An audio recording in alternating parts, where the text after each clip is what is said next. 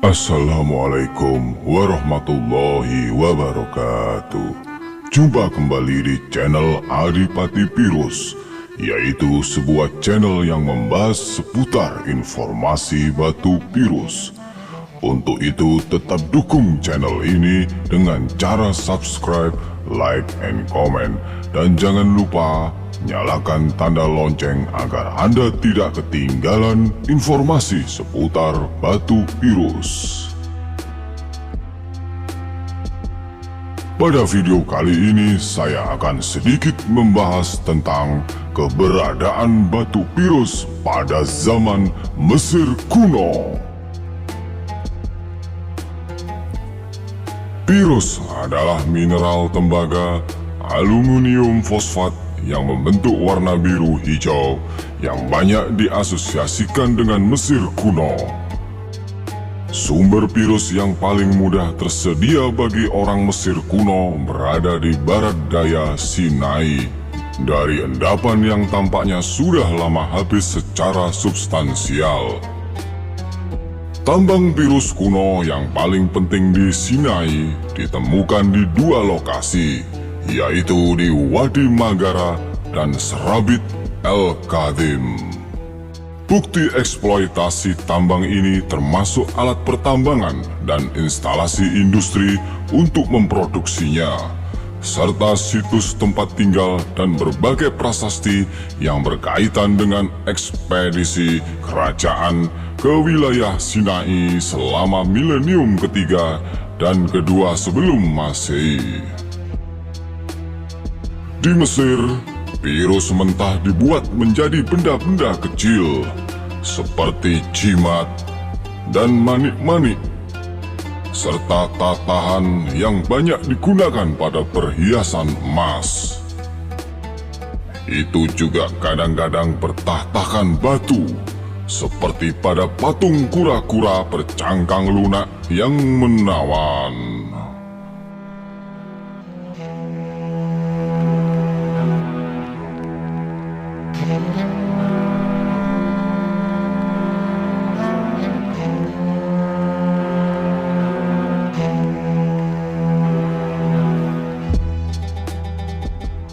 Sinai juga dieksploitasi untuk biji tembaga yang lebih melimpah, yang juga dibuktikan dengan baik dalam prasasti dan peninggalan arkeologis. Sumber batu Pirus utama dunia yang lain yang diketahui telah dieksploitasi di zaman kuno terletak di Iran Tengah dan Timur Laut. Mungkin bukti awal penambangan Pirus oleh penduduk lokal Sinai berasal dari fragmen Pirus berkualitas tinggi yang ditemukan di makam di wilayah LK bertanggal sekitar 5000 sebelum Masehi.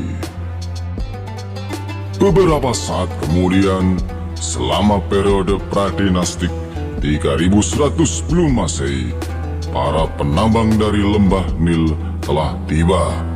Meskipun pada waktu itu sudah sedikit Pirus ditemukan di Mesir.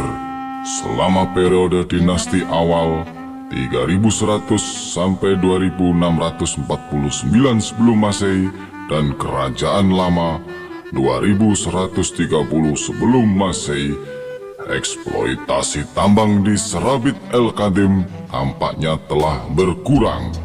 Meskipun bukti penambangan di Wadi Magara masih menunjukkan kegiatan penambangan.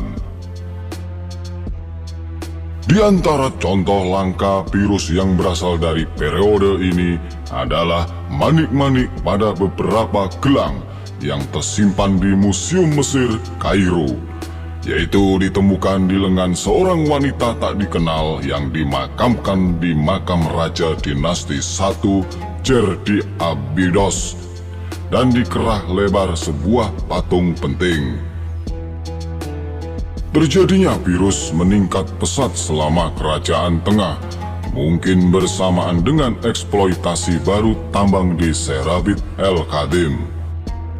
Pirus adalah salah satu batu dalam kalung yang ditemukan di pemakaman seorang gadis muda yang kaya yang bernama Mit, yang berasal dari paruh kedua dinasti 11. Dia dimakamkan di Deir el-Bahri di dalam kuil pemakaman Mentuhotep II yang menyatukan kembali Mesir hulu dan hilir pada awal Kerajaan Tengah. Kalung milik Sitatoriyunet, seorang wanita bangsawan yang dimakamkan di piramida Senwosret II di Lahun, adalah mahakarya dari genre tersebut. Permata terbaik dan batu semi mulia yang paling mewah dan bernilai tinggi adalah milik wanita dengan asosiasi kerajaan. Tetapi Pirus juga dikebumikan bersama dengan anggota masyarakat yang bukan dari golongan bangsawan. Ini dibuktikan dengan temuan jimat ikan lele terbalik yang terbuat dari emas dan Pirus. Selain itu, ditemukan pula di pemakaman sederhana di Lis selama musim 1908. Ekspedisi Mesir Museum.